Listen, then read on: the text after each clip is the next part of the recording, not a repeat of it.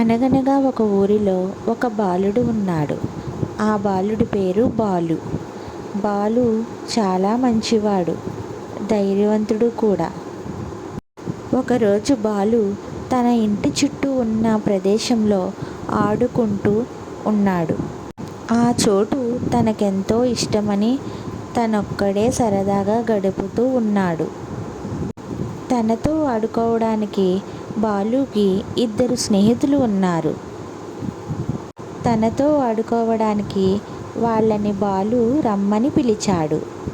అప్పుడు స్నేహితులతో కలిసి బాలు చాలా సరదాగా గడిపాడు. వాళ్ళ ముగ్గురు ఆటలు ఆడుకుంటూ, పాటలు పాడుకుంటూ చాలా సరదాగా గడిపారు. వాళ్ళ ఇంటి ముందు వాళ్ళ సమయాన్ని చాలా ఆనందంగా గడిపారు. స్నేహితులు ముగ్గురు ఆడుకుంటూ వాళ్ళ దగ్గర ఉన్న ఒక అడవిలోకి వెళ్ళిపోయారు. అలా అడవిలోకి వచ్చాక అడవిలో నుంచి అలా ముందుకు నడుస్తూ ఉండగా వాళ్ళకి ఎదురుగా వచ్చింది ఒక పెద్ద సింహం. సింహాన్ని చూడగానే ఒక్కసారిగా వాళ్ళ ముగ్గురు చాలా భయపడిపోయారు.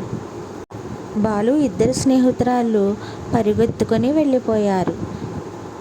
బాలు ఒక్కడే ధైర్యంగా అక్కడే నిలబడిపోయాడు. బాలు ధైర్యంగా సింహం దగ్గరికి వెళ్ళాడు. బాలు మాట్లాడుతూ సింహంతో, "నువ్వు మమ్మల్ని ఎందుకు భయపెడుతున్నావు? మేము నిన్ను ఏమీ అనలేదు కదా" అని అంటున్నాడు.